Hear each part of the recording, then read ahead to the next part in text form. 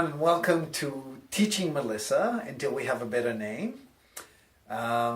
This is Melissa. Hi. And I'm Aerez. I'm the founder of Consciousness Research Institute and the author of It's About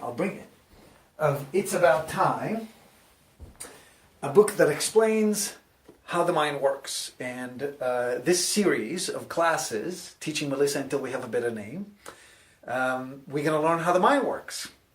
So Melissa is a friend and a student in the School of Practical Metaphysics, and she's a guest today in my YouTube studio and my teaching facility. And today, this is the first class, the first show, the first, how do you call that?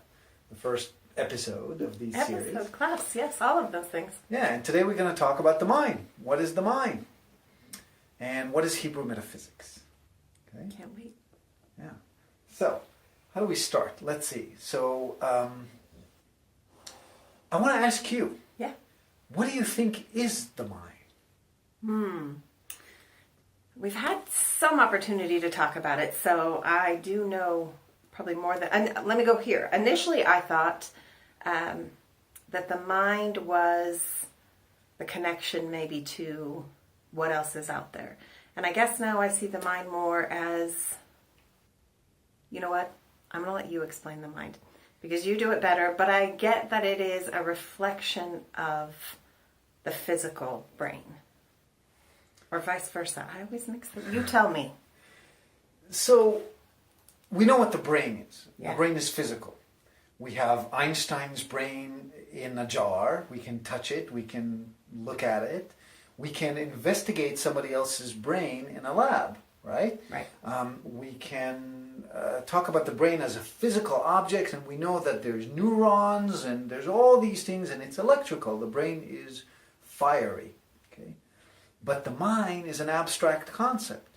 The mind is a collection of cerebral functions that, of cerebral cognitive functions. Okay. That are defining a particular set of mental activity.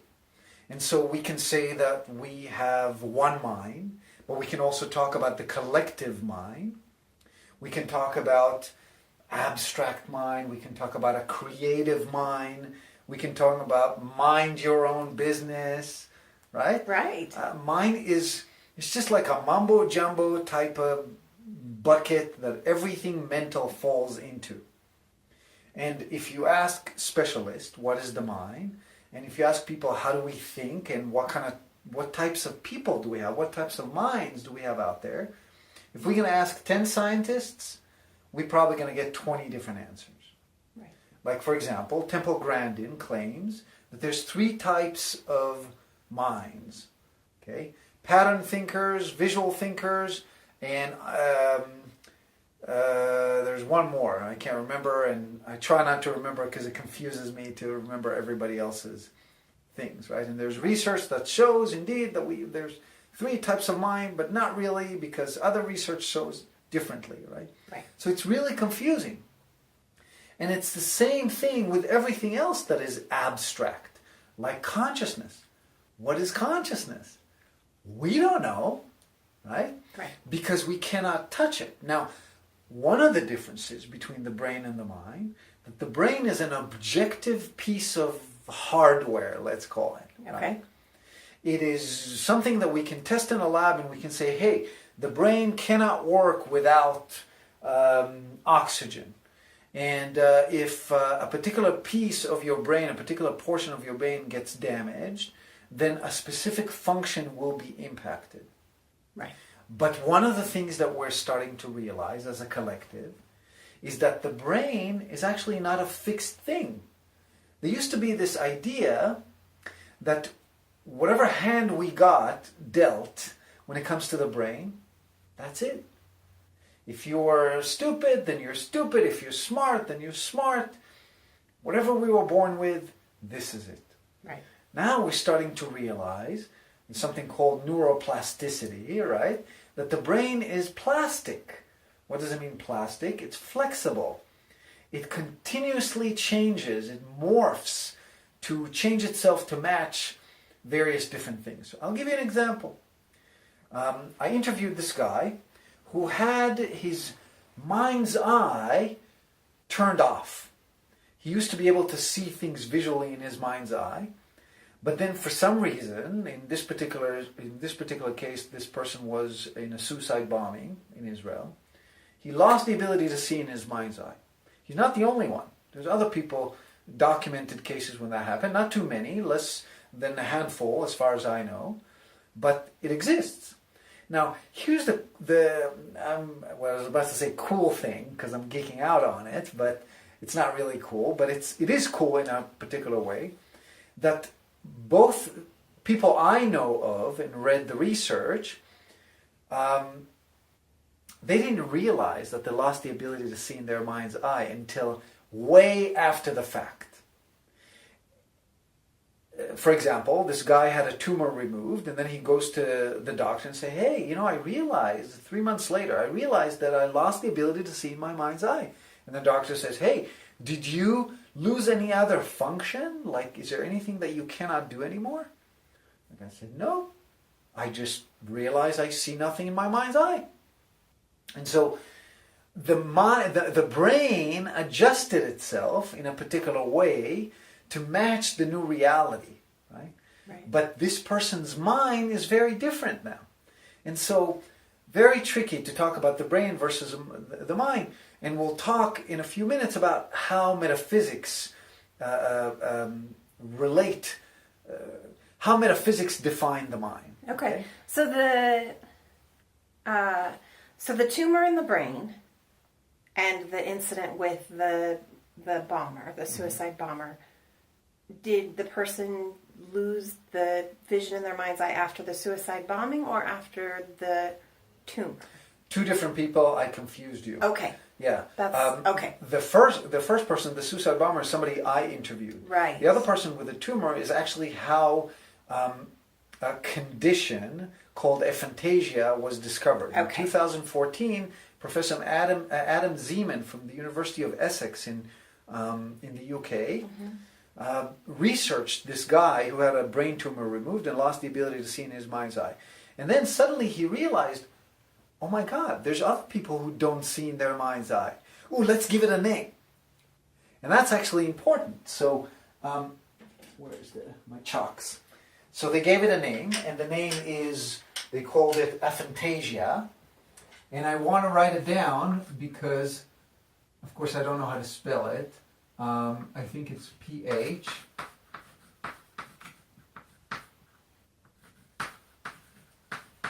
Maybe it's spelled like this.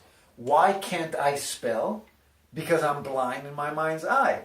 So I've interviewed a lot of people who are really good spellers, and then I asked them, hey, can you see the word in your mind's eye when you're spelling it? They're spelling it so fast. It was like, oh yeah, my name is blah, blah, blah, D-I-N, blah.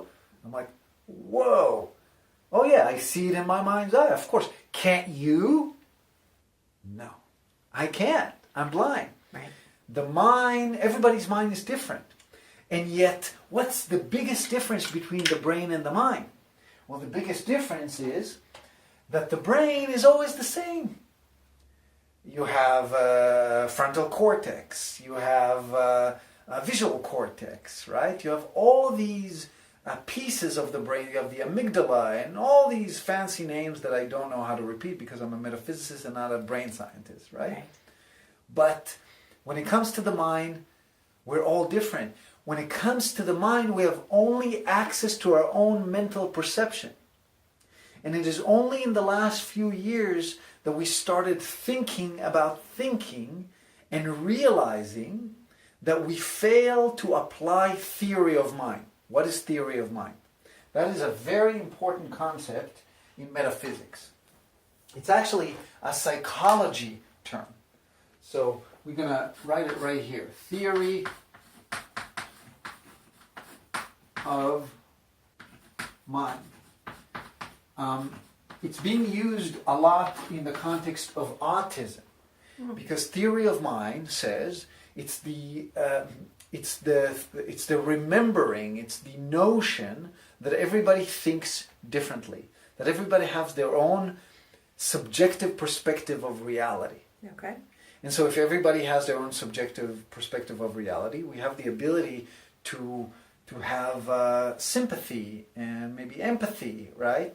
And we have the ability to relate to a different person and say, oh, they're perceiving reality differently than I am. I'm self-conscious. Well, they're self-conscious too. Okay.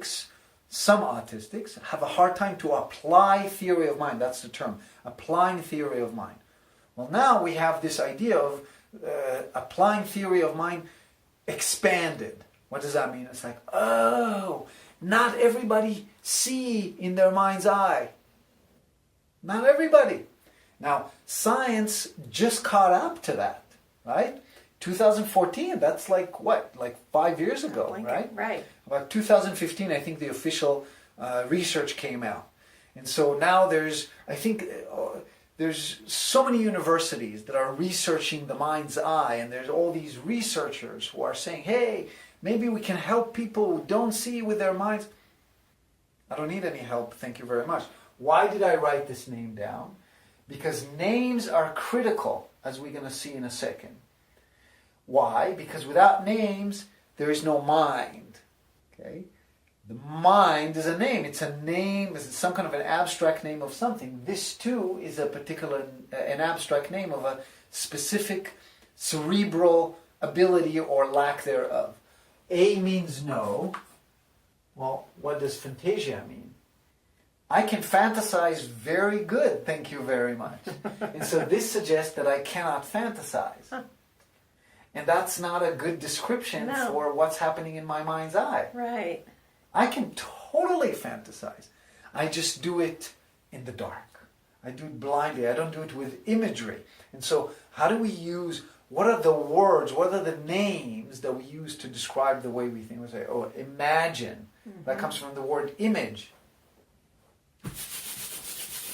That said hello in Hebrew, shalom. Image. Fantasy. Most people, you tell them fantasy, they're thinking something visual. Right.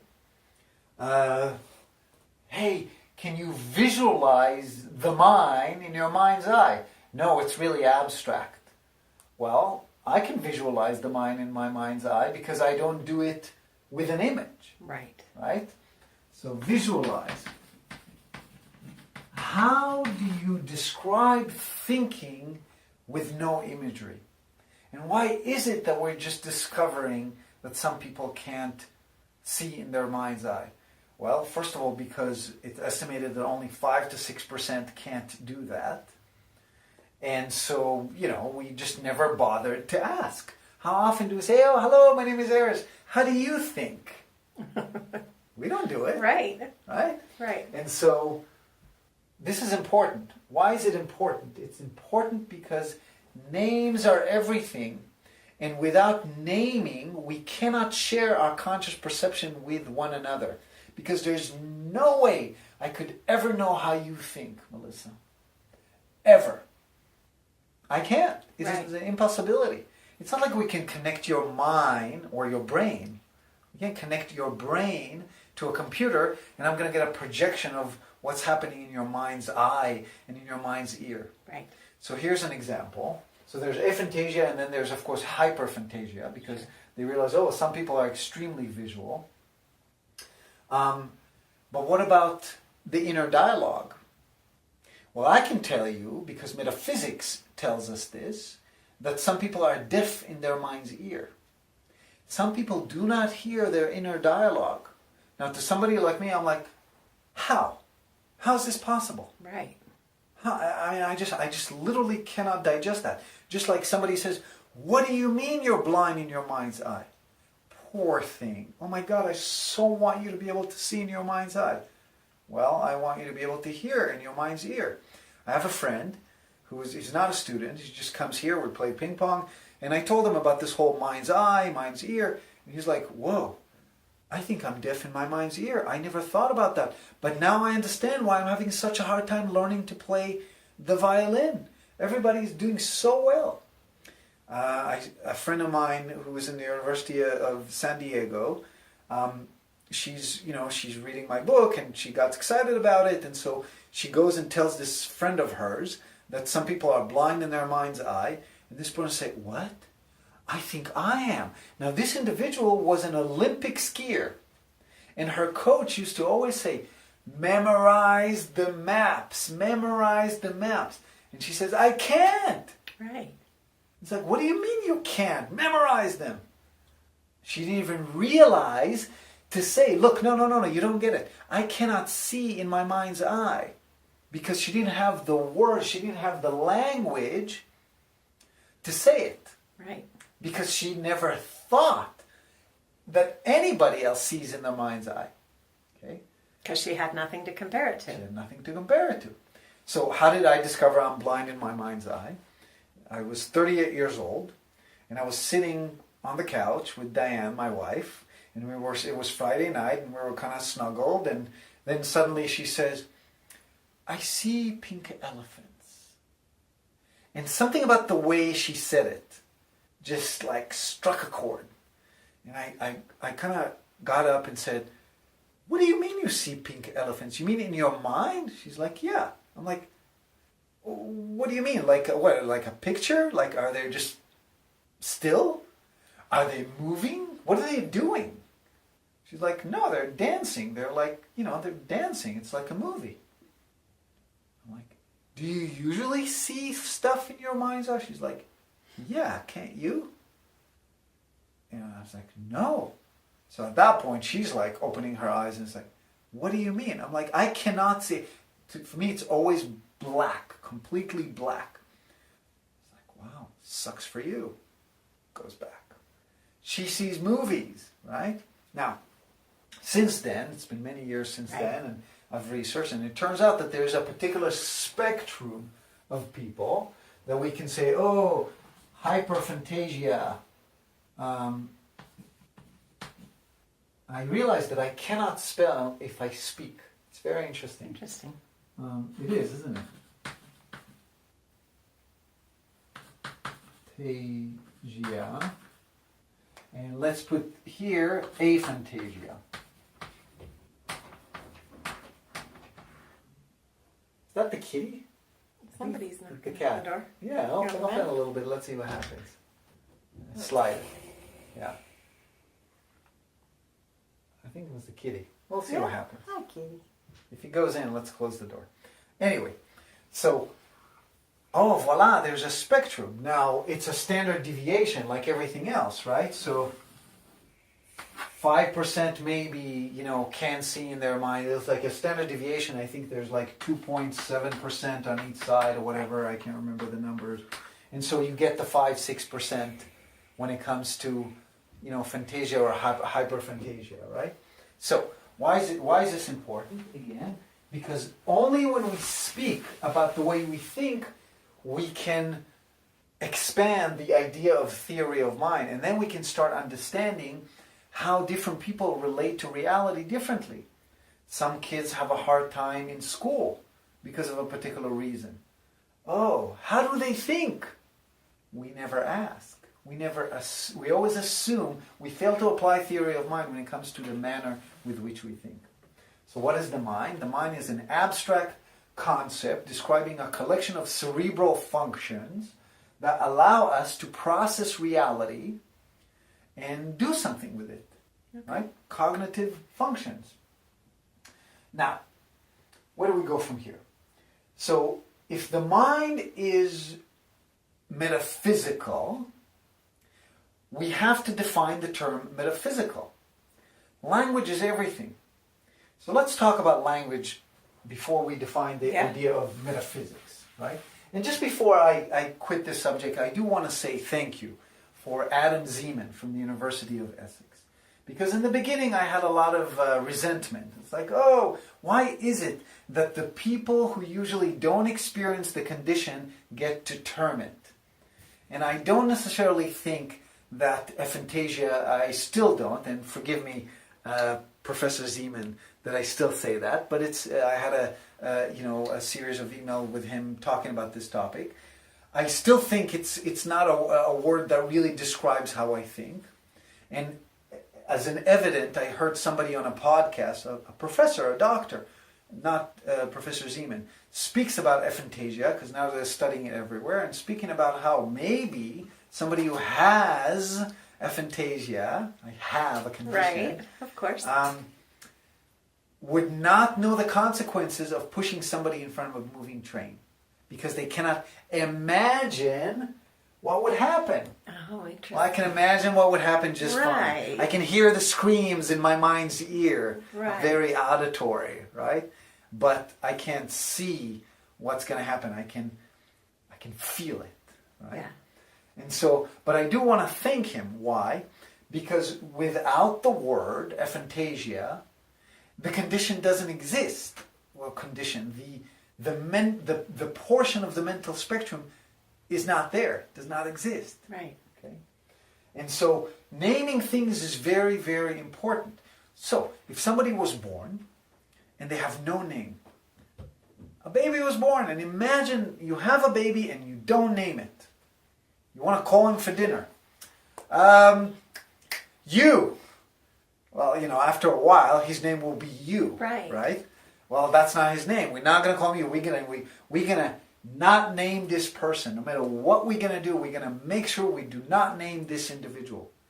Does he exist? I don't think so. Right. I don't think anything can exist without a label or a name. Okay? Because for us to relate to anything, it's sort of like that same question: if a tree falls in the forest, can we hear it?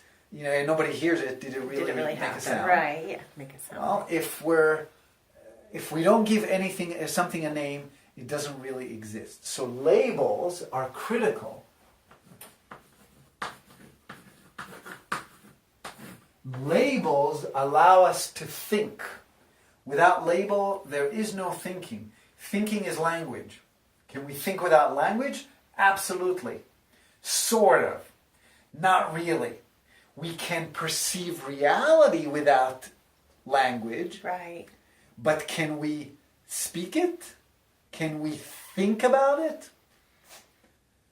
How well do we process it? Yeah. Right. Now we're getting to labels around how we think. So we think using imagery, we fantasize, we visualize, we think, we hypothesize. If you see me making a spelling mistake, let me know, or it doesn't matter. So on and so forth. We deduce.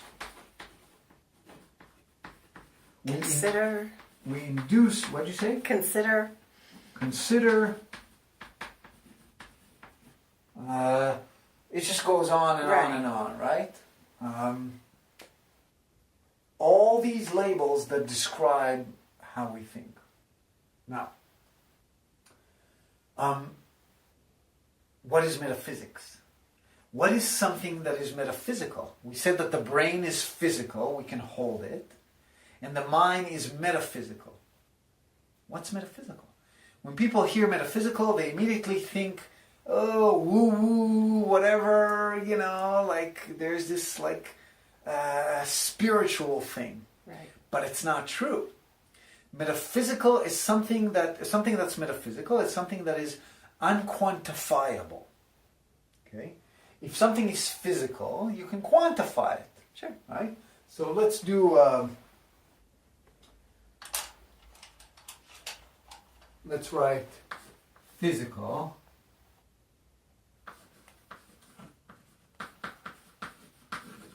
And versus metaphysical.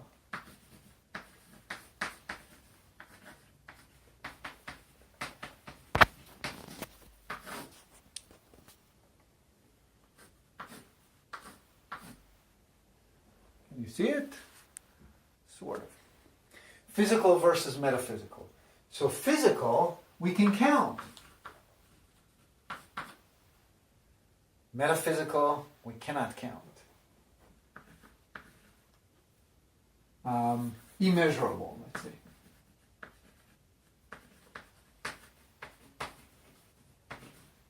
You cannot measure a thought. You can measure the electromagnetic tension in the mind when we think, but we cannot measure a thought. Thoughts are metaphysical. Emotions are metaphysical. Our tolerance of pain is metaphysical. Can you measure someone's tolerance of pain? No. Why? It's subjective. Subjective means that it's depending on the subject. If the subject change, this change. Our tolerance of pain when a woman's giving birth is very different than her tolerance of pain on a day-to-day basis. Sure.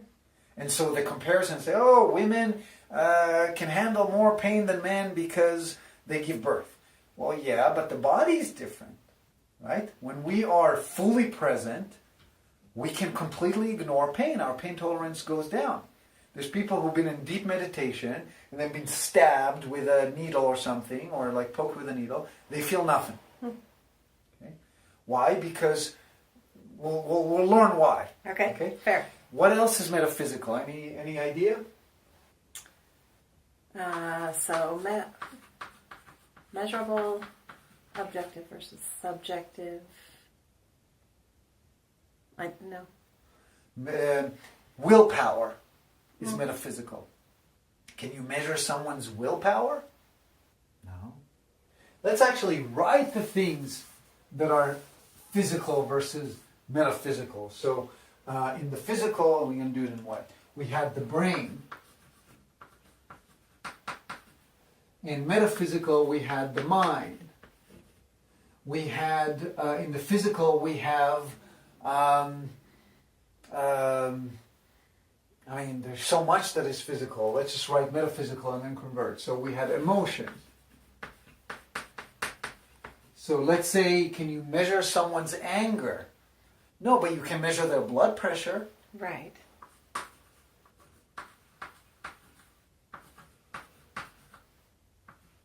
Yeah, you can measure the responses in their brain to the emotions. Yes, but you can train the mind not to respond. You can be angry, show nothing. Your blood pressure does not go up. It's a training thing. Sure. Some people, their blood pressure goes up like that. Well, it's subjective, right? So mind and emotions are metaphysical. And pain tolerance. E? Yep. How's your, maybe you want to tell people, how's your mind's eye? You're not high, I know, but... Yeah, I am, on the spectrum, I am far closer to aphantasia than I am to hyperphantasia. I would put myself probably, right where your hand is. So I can see things, outlines or shadows or sometimes the concept of things moving, but it's more a concept than it is a picture. Like when I first found out, it was in a class and we were all asked in the class by Aerez to picture an apple. And honestly, in my mind, picture an apple... It was just a pattern of speech, something that people said. I didn't realize that it was actually real, that people genuinely pictured an apple, and then everybody started saying what they pictured, and some of the people were manipulating the apple in their mind, and they could see the light shining off of it, and they could tell you the different color, and I was astounded because I had no idea. I sort of had this very static... like the back of a iPod, the apple, like just a silhouette type image, and not even really an image, sort of a silhouette. So it blew my mind the day that I realized other people were, and then helped me too. Like you talk about, people talk about painting, and I would love to paint, but I don't see the light, and I don't see the shadows, and if I have a picture of something in front of me, I can reproduce that picture, but I have to reference it constantly. I can't just take a snapshot of it and then reproduce it. Okay. Melissa is with 2 S's? Mm-hmm. Okay. So here you are. I would say I'm pretty much here. I've never been able to see anything in my mind's eye. Even, by the way, I want to say to people who are interested in the psychedelics, a lot of psychedelics increased our cerebral imagery. I cannot see anything in my mind's eye on psilocybin mushrooms, on any form of psychedelics, on LSD, even DMT, which is extremely, extremely visual. Nothing. So that's interesting, right? Some people are aphantasiacs in their day-to-day, but when they dream in imagery. I know a person like that. So there's the entire range. The more you go this way, the more light you use to think. And so everything in our mind that is subjective can fall under this category of metaphysical. The amount of light with which we use to think is a metaphysical idea that describes the way we think within our mind's eye. Okay? And so this is Aerez right here. What else is metaphysical? We said our emotions, our thoughts. Thoughts are metaphysical.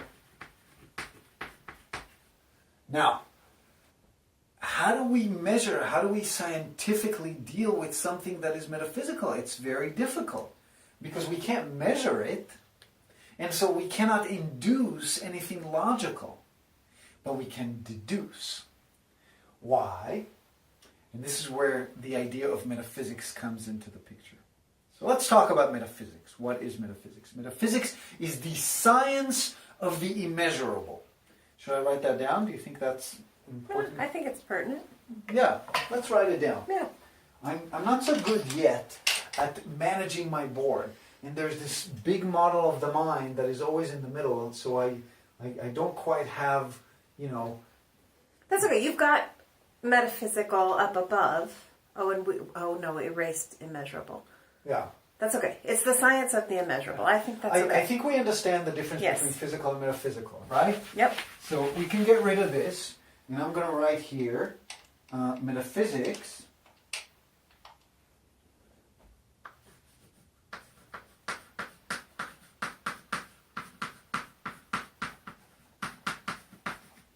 is the science of the immeasurable.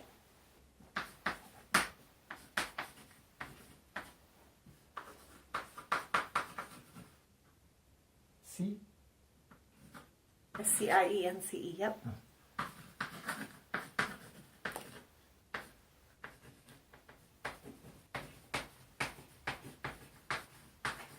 Now, in academia, metaphysics is a branch of philosophy. So it's never practical. It's just a theory because it's metaphysical. A theory is something Immeasurable. immeasurable. Right. But what is practical metaphysics? Well, then we're getting into this definition. Practical metaphysics is the science of the immeasurable. Metaphysics is philosophy. Practical metaphysics is a science. Well, how could that be? If we cannot measure something, how could it be science? By definition, the scientific method tells us there's 5 steps. Observation, measurement. We cannot do measurement, right? Right. So how could that be? Well, the fact that we cannot measure it doesn't mean that we cannot scientifically, well, it depends. And this is where we're going to labels. Okay. What is science? If we're saying that science is everything that has to do with the scientific method, then metaphysics cannot be called a science. Okay. I call practical metaphysics a science because while it cannot be, it's not measurable, the scientific method is only 300 years old. And it was invented by humans. And who's to say that it's accurate and complete? There's many things that we didn't think we can measure and now we can measure, and many things that we still cannot measure, but it doesn't mean that they cannot be scientifically explored. Sure. So science has spent endless amounts of money and resources on trying to see if there's a standardization of something that happens in the body when it comes to our emotions and feelings and what is the spirit, and they try to see, I think it's like you lose 4 grams of something when you die, so the spirit weighs 4 grams. Who the fuck knows, right? We don't know. Practical metaphysics is the science of the immeasurable. Now, practical metaphysics has 2 pillars. An Eastern pillar and a Western pillar. The Eastern pillar we know as yoga. That's kind of the general name. Okay? So I would say on this side you have yoga. Now yoga, that's going to be the Eastern, right? Right. Although this is West in theory, but you know, you get what I mean. I hear you. I see you. Yoga is a science. Any yoga teacher will tell you that. Yoga and Ayurveda is not the same thing, so here I'm using yoga as the overall term for all Eastern methodologies. Okay. And somebody who understands yoga is going to say, hey, yoga is not Ayurveda, but Ayurveda is a science. It's a medical science of the body that is based on metaphysics. It divides all people to 3 different doshas based on their body type, and it's all very etheric, but it's very specific and practical. And I know I healed some of my allergy using Ayurveda. So is it not real? Oh, it's very real, right? Oh, placebo effect, blah, blah, blah, whatever, right? Whoever doesn't want to believe doesn't want to believe. But those who do yoga know that it's very practical. Any way you look at it, it's practical. Okay? Whether it's a science or not, that's debatable for some people.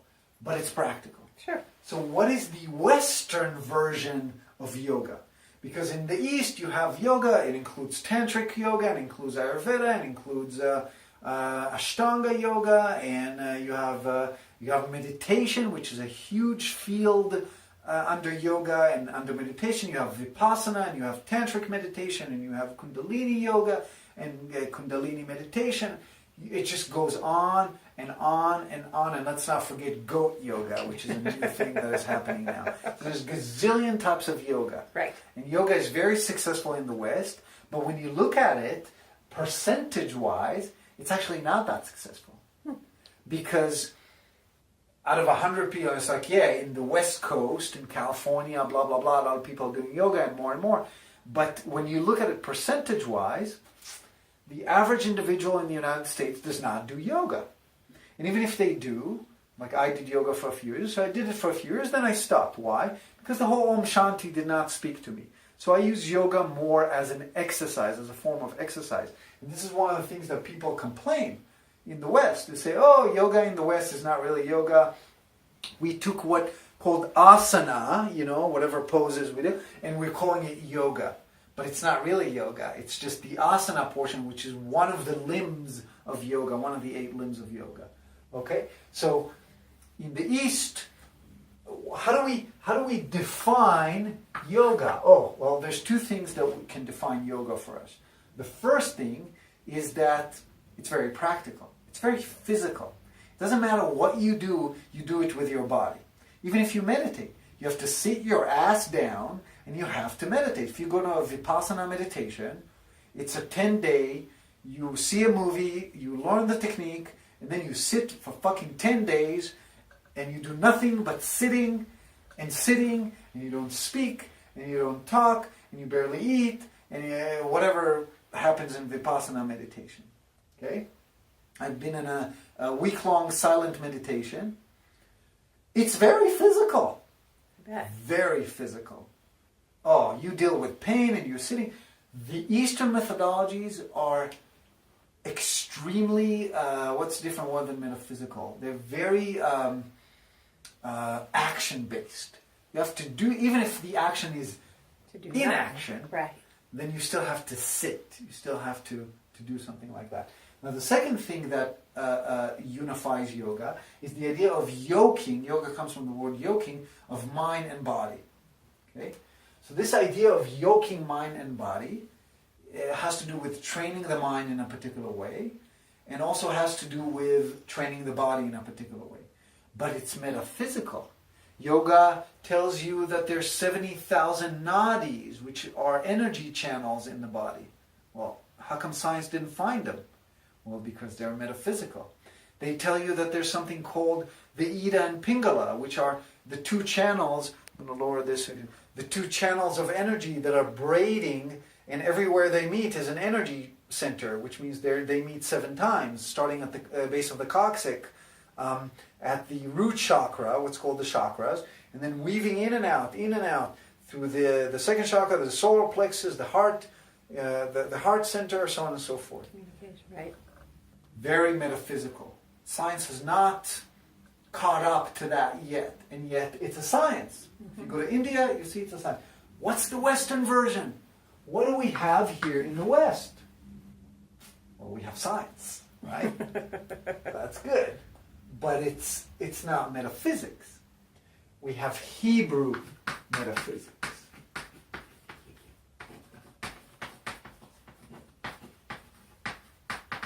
Now, when we come to religion and spirituality, that is an open nerve. Everybody freaks out when we start talking about spirituality. Oh, Hebrew, this and that, the Bible, the not-Bible. This Hebrew metaphysics is not a... I don't like to talk about what it's not. But we're not talking here about a spiritual system only. It is also a spiritual system. But if one does not want to engage with it as a spiritual system, one does not have. It is a science of the mind. Okay? It's intellectual. It is rational. It is logical. If I'm going to explain anything here that doesn't make sense, like 1 + 1 = 2, right, then I'm missing the point. Because the whole idea of Hebrew metaphysics, that it gives us a structure and a mechanism for the mind.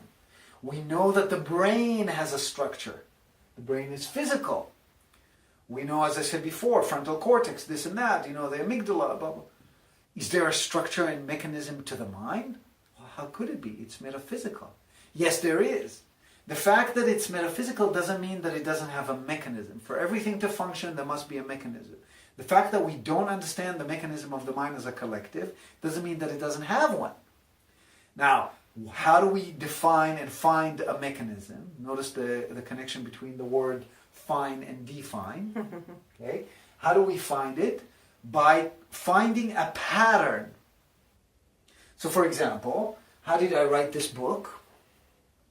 I smoked marijuana for 6 years, systematically, including scheduled stop, and altered my consciousness and asked myself, what changed in my perception of time and space? Was there a pattern? The second you start seeing a pattern, then that means that there's a mechanism. Well, let's talk about that. I know people who see very highly in their mind's eye, but when they smoke sativa hybrids of marijuana, they see much less imagery. And yet when they smoke indica, their imagery activity goes up. A pattern, a consistent movement, a consistent shift in conscious perception. For something to function, it must have a mechanism.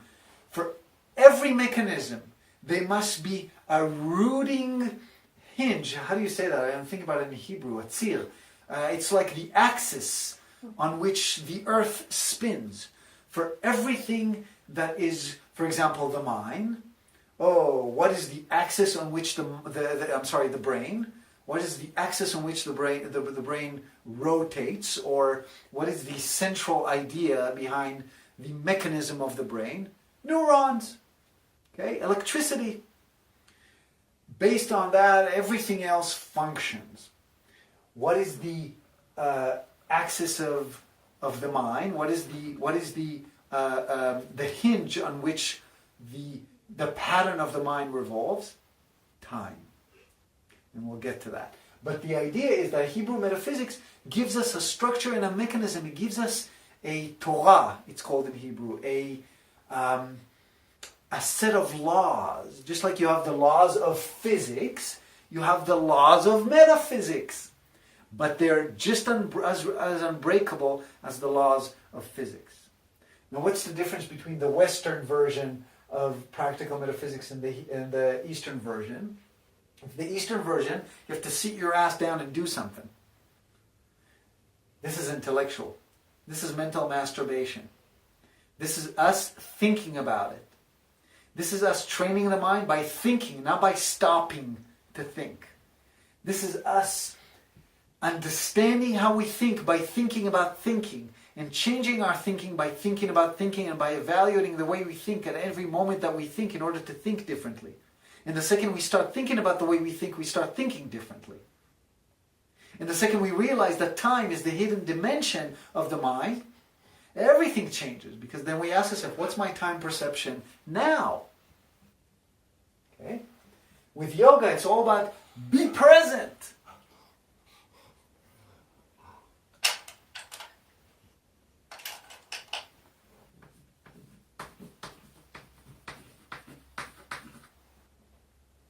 Ignore this half.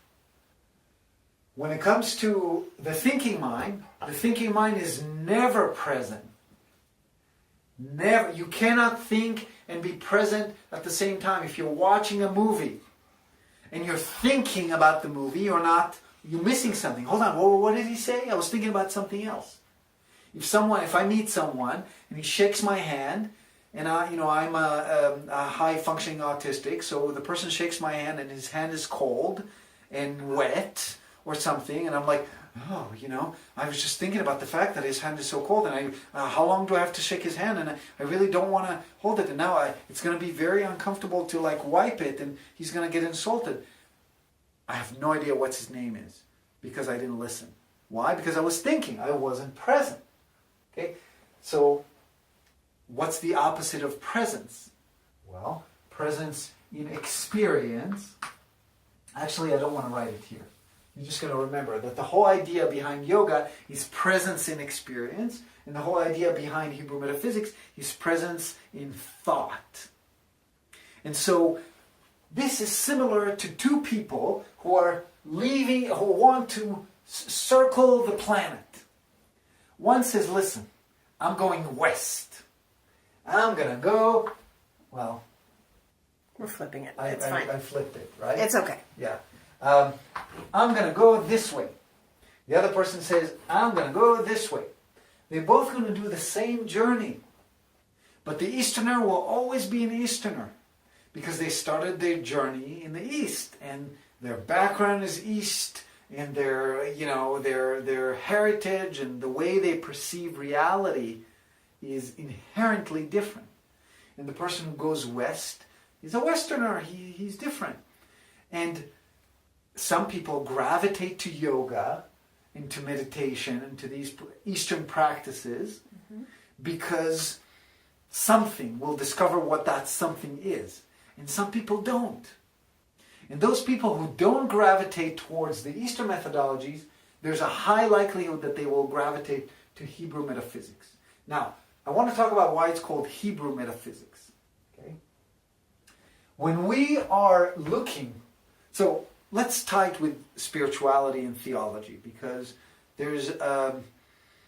we have to separate the idea of theology as a spiritual thing, as relate to religion, and theology as a body of knowledge that hides practical metaphysics. You cannot open a serious book of any Western mysticism or every Western theology without seeing Hebrew. If you open an alchemy book, you'll see Hebrew. If you open a Gnostic Christianity book, you'll see Hebrew. If you open the Quran, half of the words are in Hebrew. Hebrew and Ivrit and Aravit are the same fucking language. Here's Ivrit.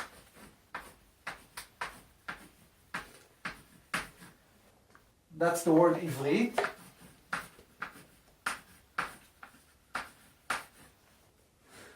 Can you tell what's different? The little line on the last letter, I guess. First letter. This is the same. Same. This is the same. This is the same.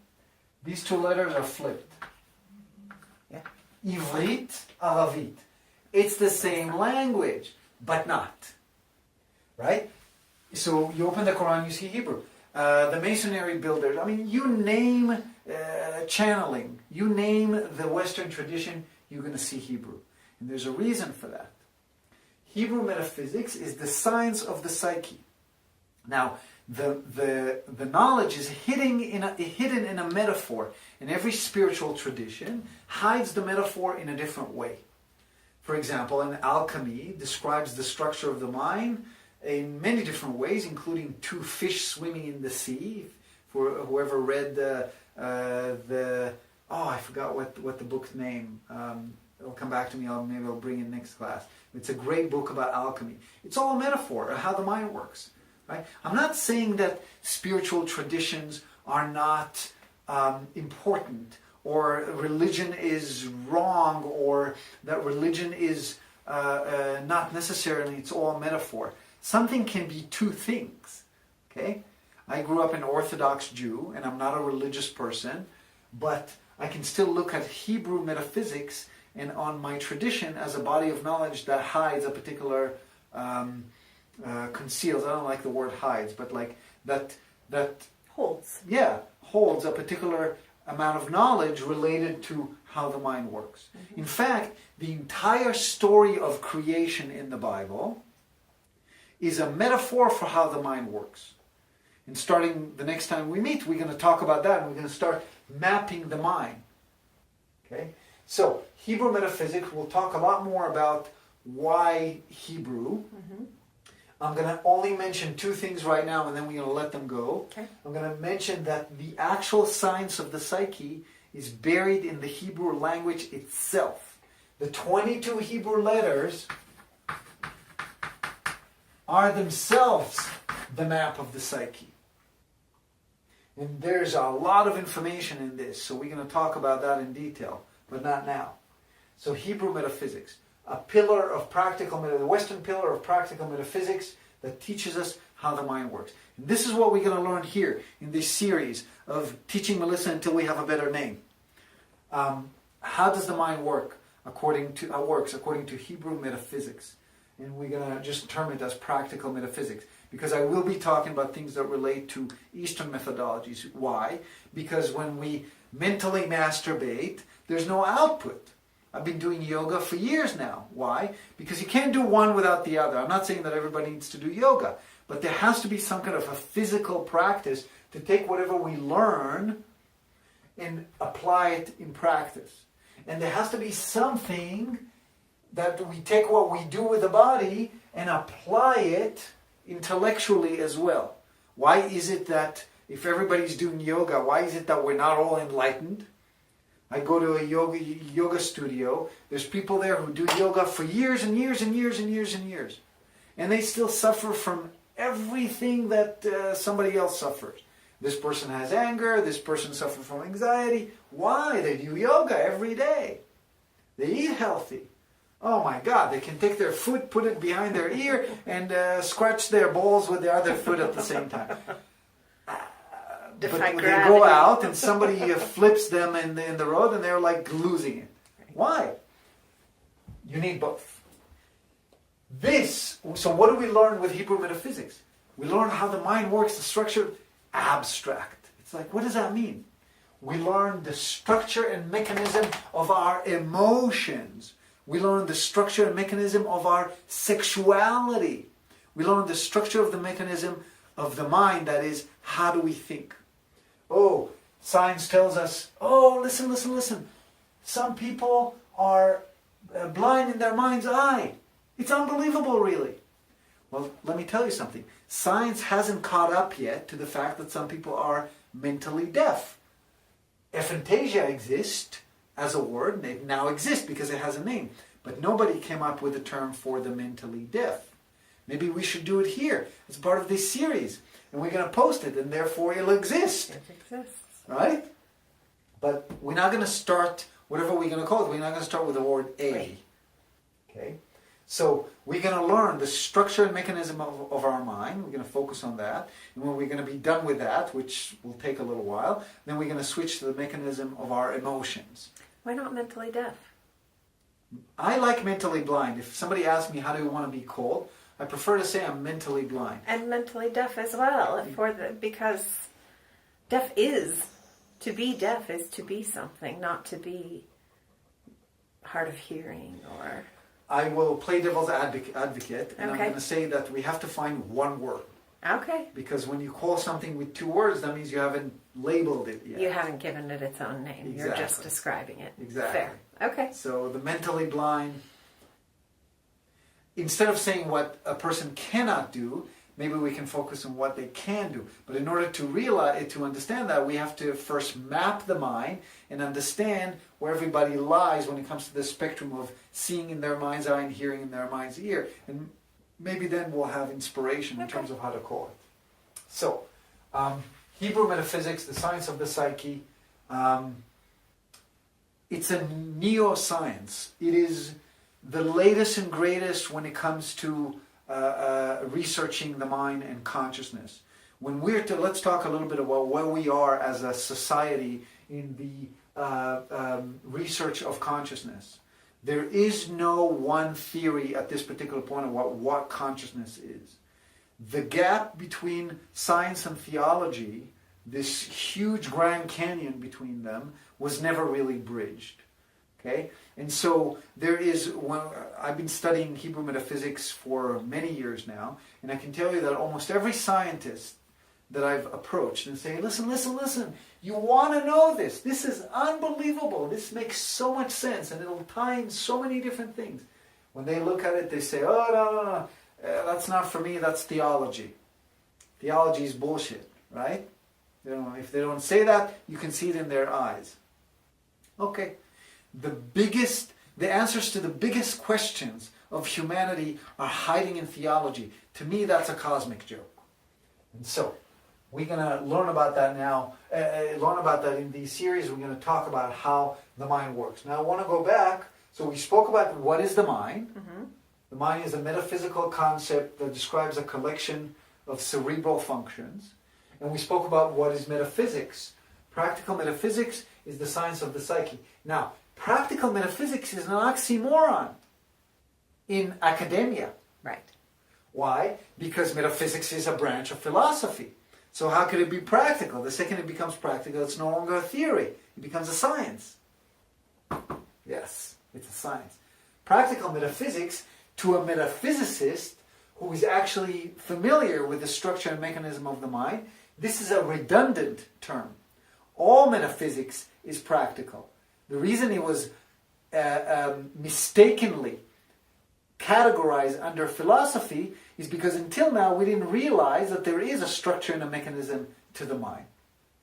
But once we realize that happens, once we realize that it exists, suddenly we have a whole different, suddenly everything is practical. Right. Because we can actually train our mind using this knowledge. We can train our emotional body. We can do something with our sexuality. We can understand how our sexuality works. We can relate to each other better. We can learn how to speak differently. And that's a good leeway to the last topic of today, because it's been an hour, which is language.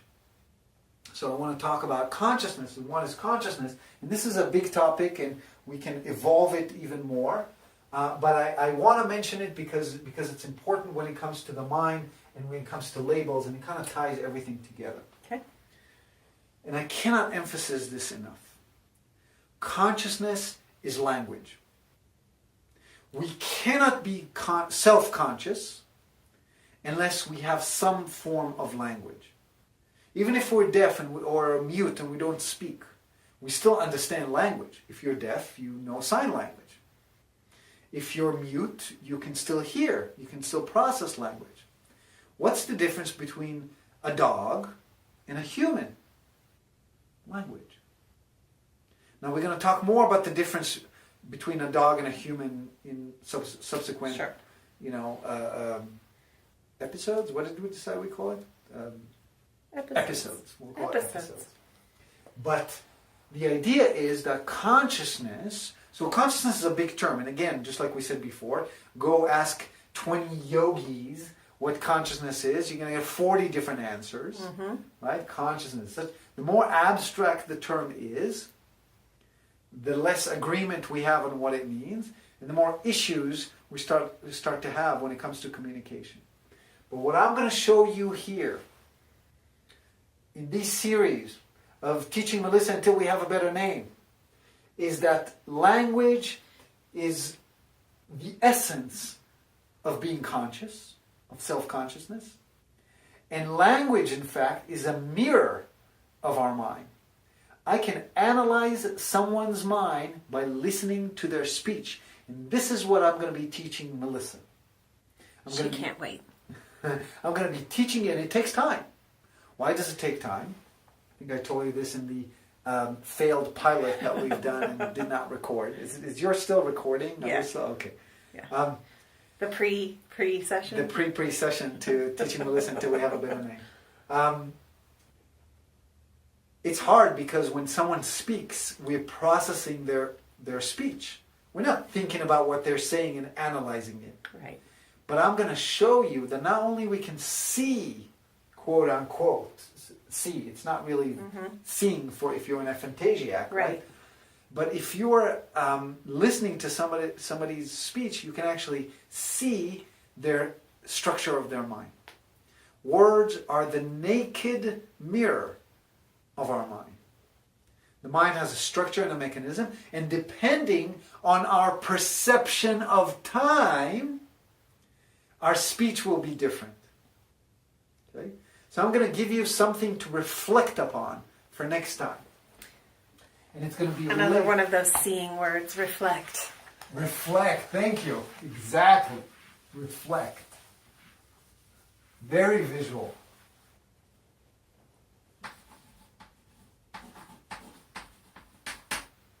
Makes you wonder. So I'm going to give you something to think about and reflect until the next time. And see if you can listen to people's speech and detect this pattern that I'm about to draw on the board for you. Haha!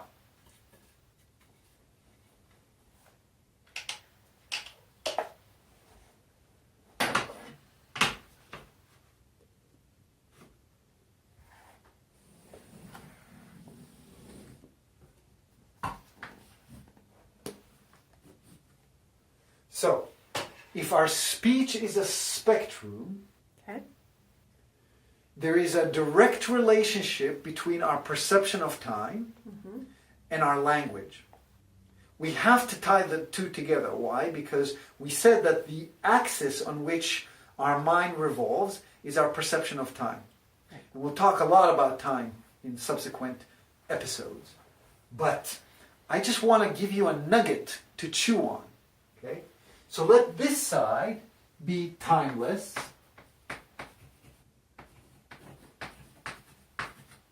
And let this side be time-bound.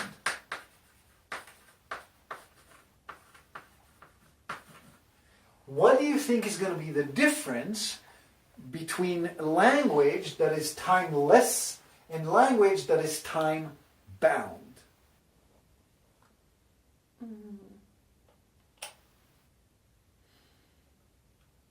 Well, time-bound, I assume, is going to talk about things chronologically. It's going to, when it happens is going to be more important than, say, where it happened, or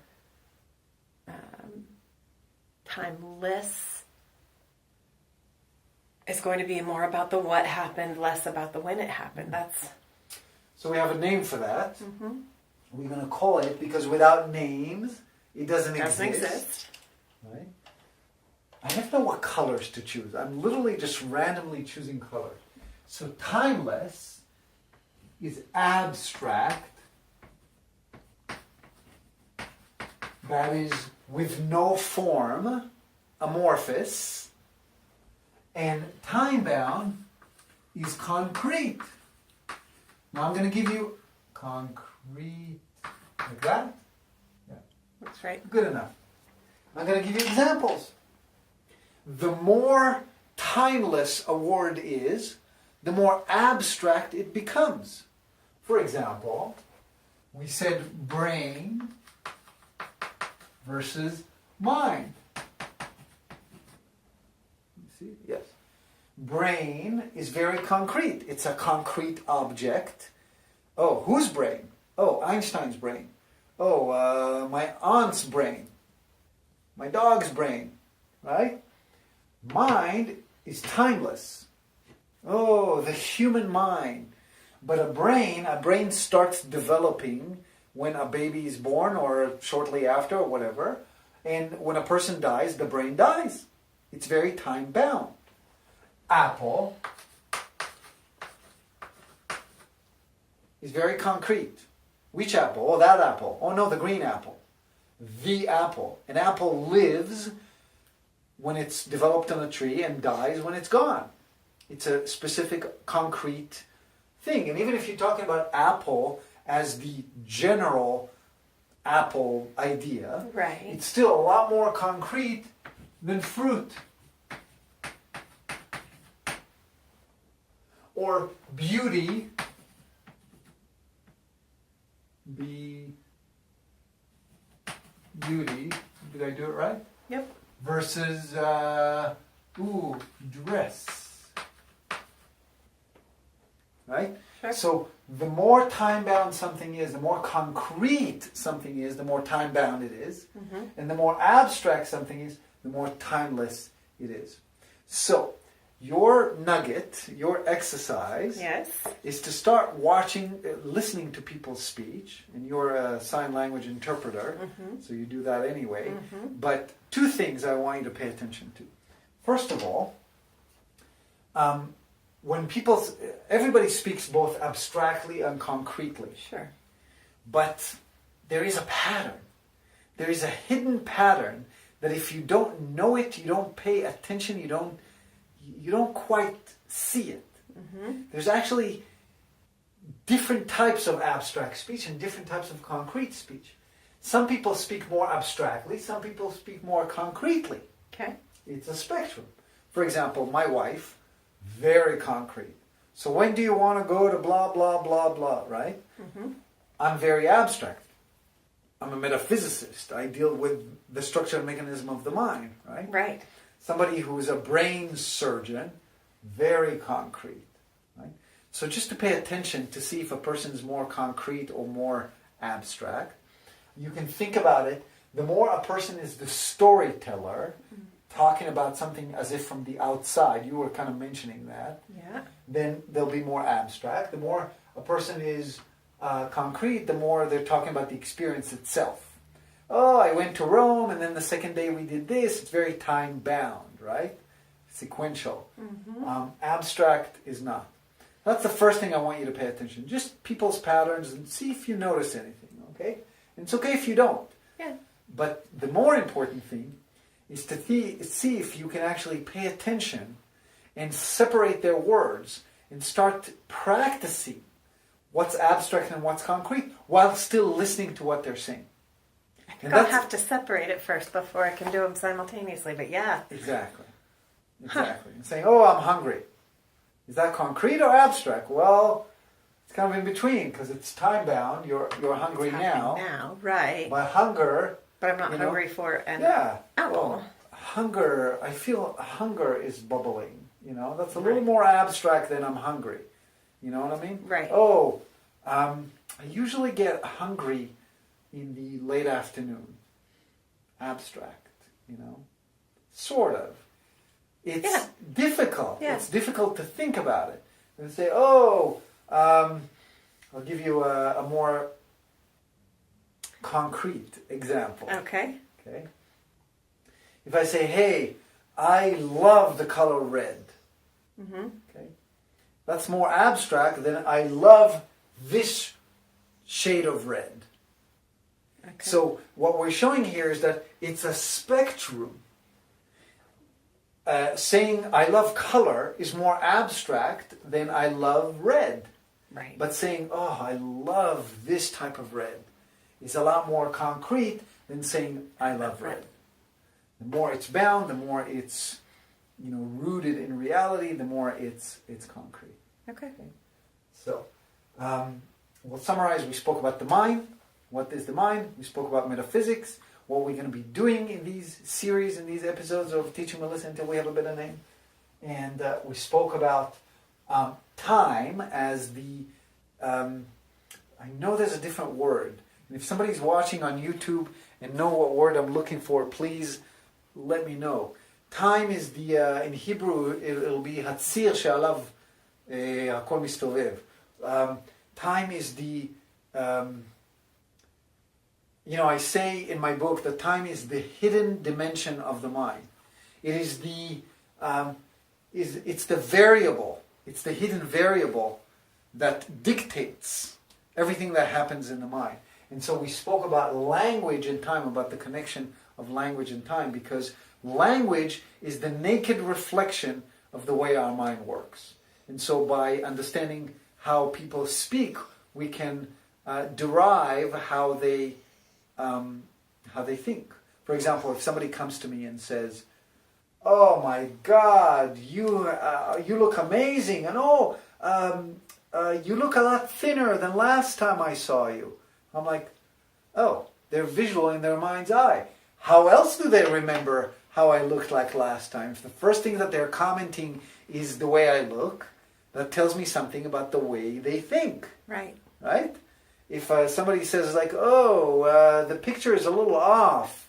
Ooh, this picture has such beautiful color. Some people are extremely visual, but they're visual geometrically, not color-wise, which means they don't remember color, but they remember. So if you have somebody, you show them a picture of a blanket thrown on a couch. Some people will remember the exact color of that blanket. Some people will not remember the color, but can tell you exactly how the blanket was unfolded. Like all the angles with which it was thrown on the couch. Oh yeah, it was on the left side and a little piece of it was kind of tilted this way. You say, oh, what color was the blanket? I don't know. So by listening to people's speech, you already can tell how they think. And so that's what I'm tasking you with. That's a little better definition. Yeah. Try to see, the second you're going to collect a nugget about the way someone speaks and deduce, not induce, but deduce how they think, you'll see that you'll immediately want to ask them something. You'll want to say, hey, did you just see that in your mind's eye? Or did you just hear this in your mind's ear? You're going to start asking them questions because you're going to want to know if you were right. And the only way to have a peek into someone's mental perception is through language. There is no other way we can share our consciousness with someone else. Consciously speaking, we're all alone from the second we're born until the second we die. We are completely alone. We can only connect in the concrete world. Language is the bridge between the metaphysical and the physical. Does that make sense? Makes sense. Any question? Anything open? I don't have any open branches right now. No. Thank you for watching and joining us on Teaching Melissa Until We Have a Better Name. This was episode number 1. Until next time. Adieu.